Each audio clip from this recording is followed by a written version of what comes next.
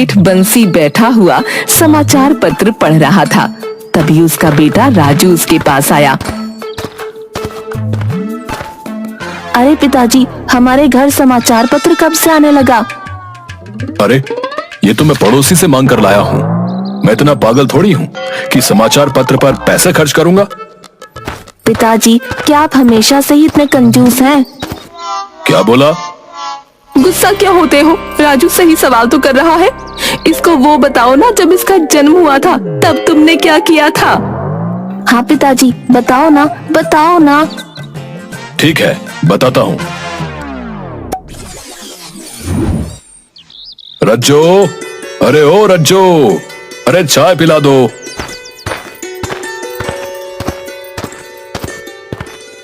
घर में दूध नहीं है। तो बिना दूध के बना लो। वैसे भी तो मैं बिना दूध की ही चाय पीता हूँ, क्योंकि वो सेहत के लिए अच्छी होती है भाई। सेहत के लिए या जेब के लिए? जेब सही रहेगी तभी तो सेहत भी सही रहेगी। हाँ हाँ, मैं जानती हूँ आपकी सारी बातें। वैसे घर में चीनी भी नहीं है। अरे तो चीनी कौन सी बहुत अच्छी चीज है। शहर में कोई चीनी वीनी नहीं खाता भाई। जाओ, बिना चीनी और बिना दूध की चाय ले आओ, जाओ। हाय हाय, चीनी नहीं, दूध नहीं, तो चाय में भला क्या होगा? चाय की पत्ती तो होगी। सबसे अहम चीज तो वही है। तुम लोगों ने ना फालतू के खर्चे बढ़ाकर रखे हुए हैं और ज्यादा गैस फूकने की जरूरत नहीं है। 1 मिनट से ज्यादा मत पकाना चाय को। रज्जो पैर पटकती हुई वहां से चली जाती है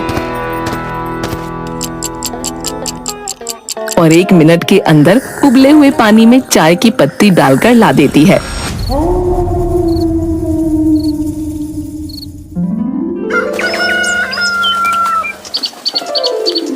ऐसे ही एक दिन सेठ अपने घर के बाहर बैठा हुआ था।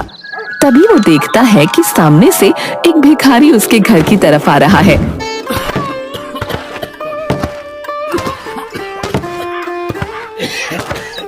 अरे ये भिखारी तो मेरी ही तरफ आ रहा है। क्या करूं, क्या करूं? हाँ, आइडिया।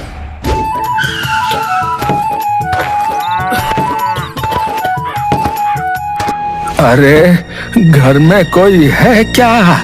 भगवान के नाम पर कुछ दे दो। अरे मैं बहुत देर से इस घर के बाहर बैठा भीख मांग रहा हूँ, पर घर में कोई है ही नहीं शायद। मुझे बहुत तेज भूख लगी है। क्या तुम मुझे कुछ दे सकते हो? हाँ, अभी पिछले घर में मुझे 2 रोटियां मिली थी। लो, एक तुम रख लो।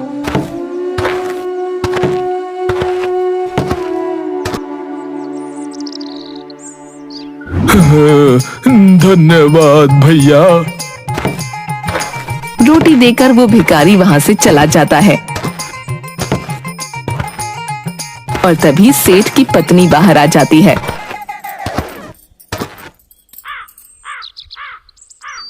मैं अंदर से सब देख रही थी कि आपने क्या किया। उस भिखारी को देने के बजाय आपने उससे उल्टा ले लिया। ये है सेठ का दिमाग, समझी? ऊपर वाले से खौफ खाइए। नहीं, मैं तो ये रोटी खाऊंगा। तभी अचानक रज्जो बेहोश होकर गिर पड़ती है। हे भगवान, खर्चा! अरे मतलब रज्जो, क्या हुआ तुम्हें? सेठ रज्जो को उठाता है और तब तक आसपास वाले लोग भी भागते हुए आ जाते हैं।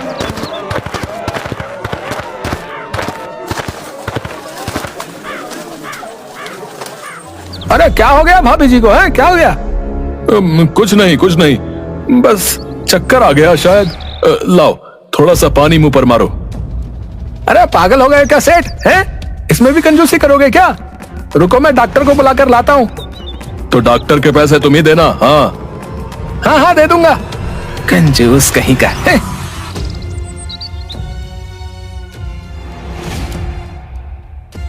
वो आदमी डॉक्टर को बुलाकर लाता है। डॉक्टर बताता है कि रज्जो माँ बनने वाली है। ये सुनकर सब बहुत खुश होते हैं, पर सेठ कहता है, ये लो, और खर्च बढ़ेगा अब। ये कैसी बातें कर रहे हैं आप? इतनी ही चिंता थी पैसे की तो शादी ही क्यों की? वो तो अरे छोड़िए। तब रज्जू अपने बटुए में से 100 का नोट निकाल कर डॉक्टर को देती है। ये देखकर सेठ अपने दिल पर हाथ रखकर वहीं बैठ जाता है। हाय राम, ये तुमने क्या कर दिया रज्जो? मुझे ऐसा लग रहा है जैसे मेरी जान निकल रही है। अरे शुभ शुभ बोलो जी, हमारे घर में एक नई जान आने वाली है और आप जान जाने की बात कर रहे हो। बेटा ही पैदा करना भाग्यवान, कम से कम वो कमा कर तो लाएगा। बेटी तो सिर्फ खर्चा कराती है। पालो पोसो और शादी करके दहेज के साथ दूसरे के घर भेज दो। ना बाबा ना, अगर लड़की हुई तो मैं हार्ट अटैक से मर जाऊंगा। ये बोलकर सेठ वहीं लेट जाता है और 100 रुपये जाने के गम में कई दिन तक बीमार पड़ा रहता है। देखते ही देखते 8 महीने गुजर जाते हैं।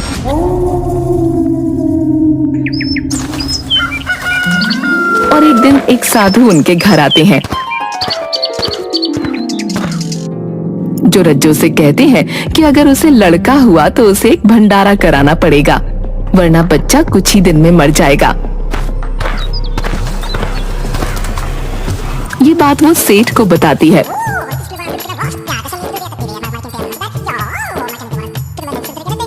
क्या दिमाग तो ठीक है तुम्हारा, या मेरा दिवालिया निकालना चाह रहे हो? आज तक मैंने आपकी कंजूसी में हर तरह से साथ दिया है, पर अगर मेरे बच्चे के ऊपर बात आई ना तो मैं आपको छोड़कर चली जाऊंगी, ये याद रखना। अरे समझा करो भाग्यवान। समझो आप, वरना रहना अकेले अपनी इस कोठी में, कंजूस कहीं के। हाँ नहीं तो। अरे यार, ये तो इस बार कुछ ज्यादा ही गुस्सा हो गई है। चलो अच्छा, जैसा तुम कहो वैसा कर दूंगा। अब तुम आराम करो, मैं मंदिर होकर आता हूँ। अच्छा।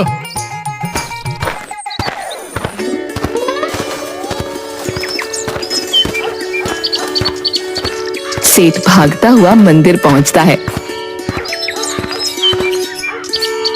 और पुजारी से कहता है, पंडित जी, मैं आपको एक समय का भोजन करा दूंगा, पर आप कुछ ऐसा हवन या कुछ करो जिससे मेरी पत्नी की बेटी हो। कल तक तो आप चाह रहे थे कि आपका बेटा हो। हाँ, पर मेरी बीवी को पता नहीं कि साधु ने बोल दिया कि अगर बेटा हुआ तो भंडारा कराना पड़ेगा। अब वो मेरे पीछे पड़ी है कि बेटा हुआ तो हर हाल में भंडारा कराना ही होगा। पर मैं इसमें कुछ नहीं कर सकता। लड़का और लड़की तो भगवान की देन है। अरे यार। सेठ खुद वहां बैठकर पूजा करने लगता है और प्रार्थना करता है कि उसकी पत्नी को बेटी हो, लेकिन उसकी पूजा काम नहीं आती और उसकी पत्नी एक बेटे को ही जन्म देती है।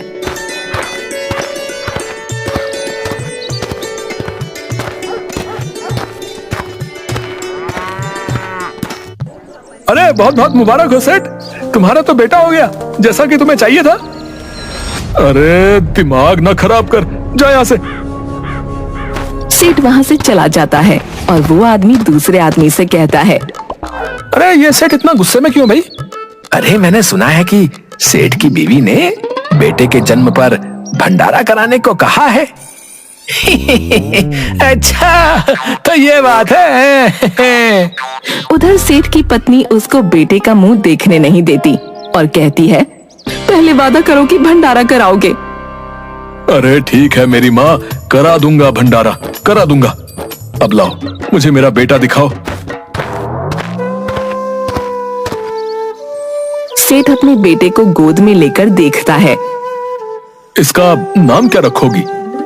मेरा नाम रज्जो है तो इसका नाम राजू होगा। अपने जैसा नाम रख लिया, बहुत चालाक हो।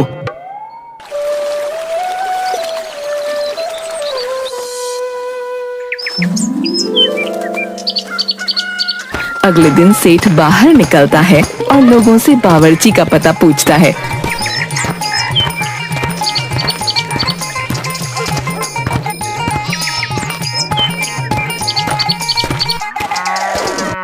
हाँ भाई सुनो, तुम में से किसी को एक ऐसे बावर्ची का पता है जो अच्छा खाना ना बनाता हो? अरे कैसी बात कर रहे हो सेठ? हैं? बेटा होने के गम में पागल हो गए हो क्या? हैं? लोग अच्छा खाना बनाने वाला ढूंढते हैं और तुम बुरा खाना बनाने वाला ढूंढ रहे हो। अरे अच्छे बावर्ची को तो हर कोई मौका देता है। मैं बुरे बावर्ची को इसलिए ढूंढ रहा हूँ ताकि उसे भी मौका मिले और ज्यादा से ज्यादा काम करके उसे अच्छा काम करना आए। ओहो सेठ, इतने अच्छे कब से हो गए तुम? हैं? बावर्ची का पता बता रहे हो या मैं जाऊं? अरे नाराज क्यों होते हो सेठ? बावर्ची तो कोई नजर में नहीं है, पर हाँ एक डिब्बे वाला है जो अपने गांव के अलावा आसपास के गांवों में भी बहुत सी दुकानों पर डिब्बे पहुंचाता है। मैंने सुना है उसका खाना बहुत बेकार होता है। ठीक है, नाम क्या है उसका? डिम्पल। अच्छा, कोई औरत है? नहीं तो आदमी है। ये कैसा लड़कियों वाला नाम है भाई? अब जो भी है यही है। सेठ फौरन डिम्पल के पास पहुंचता है।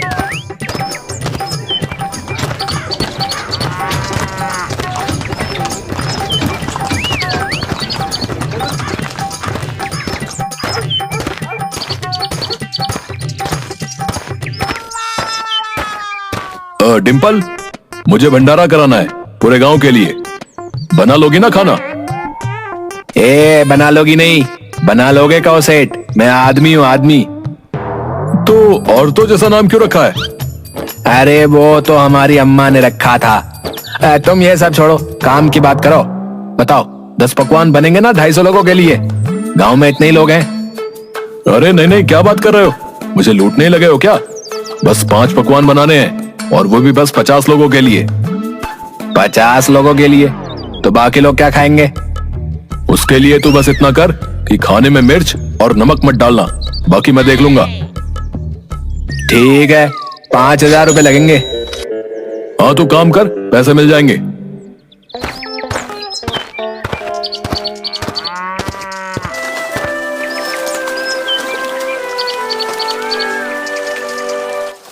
भंडारे का दिन आ जाता है। खाना बनकर तैयार था और लोग भी आने लगे थे। मेरी बात गौर से सुन ले डिम्पल, अभी भंडारा चालू मत करना। और जब लोग तेरे पास आए तो उनसे कहना कि पहले सेठ के लड़के की मुंह दिखाई करो, फिर भंडारा शुरू होगा, समझी? समझी नहीं समझा, मैं आदमी हूँ सेठ, आदमी। हाँ, तू समझ गया ना बस। लोग इंतजार करते करते थक जाते हैं और फिर जाकर डिम्पल से भंडारा शुरू करने को कहते हैं। तो डिम्पल उन सब से सेठ के बेटे की मुंह दिखाई करने को कह देता है। लोगों को बहुत तेज भूख लगी होती है, इसलिए वो सब फटाफट मुंह दिखाई करते हैं और खाने बैठ जाते हैं। अरे बाप रे, ये क्या बवासीर है? इसमें तो कोई स्वाद ही नहीं है। हाँ सही कहते हो भैया, ये तो बहुत ही बेकार है। ऐसा लग रहा है जैसे सब्जी के नाम पर सड़ा हुआ पत्थर है और दाल के नाम पर पीला पानी। लोगों को खाना इतना बुरा लगता है कि वो 2 निवाले ही खाकर उठ जाते हैं और बाकी लोग तो बैठते ही नहीं। सेठ का प्लान सक्सेसफुल हो गया था। वो बहुत खुश था। सबके जाने के बाद वो डिम्पल से कहता है,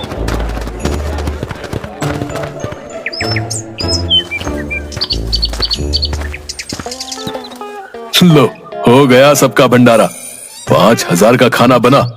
मुश्किल से लोगों ने 100 रुपए का खाया और मुंह दिखाई में टोटल 10,000 देकर गए। ये बात बड़े वाले हो तुम सेठ, हैं? पर अब इस बचे हुए बेकार खाने का क्या करोगे? अरे मैं बताता हूँ ना, पहले तो सारी प्लेटों का खाना वापस पतीले में डाल लो और फिर उसमें नमक मिर्च मिलाओ। झूठा खाना खिलाओगे क्या लोगों को? अरे तुझे नहीं खिलाऊंगा, तू क्यों रो रही है? आखिरी बार कह रहे हो सेठ, मैं आदमी हूँ, आदमी। हाँ ठीक है ठीक है, अब फटाफट जो कहा है वो कर। डिम्पल सारी प्लेट का खाना वापस पतीलों में डालता है और उसमें नमक मिर्च डालकर उसे सही कर लेता है।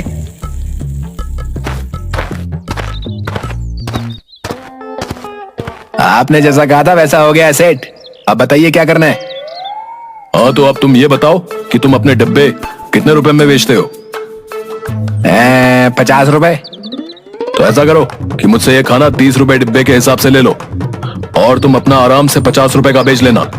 मेरा खाना भी बिक जाएगा और तुम्हें अपने डिब्बों के लिए दोबारा खाना भी नहीं बनाना पड़ेगा। ए सेठ, तुम्हें मानना पड़ेगा है? कमाल हो तुम है? मुझसे खाना बनवा कर मुझे ही बेच दिया, ना नफा ना नुकसान है। कमाल तो मैं हूं ही। डिम्पल खाना खरीद कर ले जाता है। सेठ को खाना मुफ्त का पड़ गया और मुंह दिखाई में 10,000 मिले। सो अलग। आप तो सचमुच कमाल हो पिताजी। कमाल नहीं, कमाल धमाल हूँ। अरे बेटा, तेरे पिताजी कमाल या धमाल नहीं, कंजूसी की महामिसाल है, महामिसाल।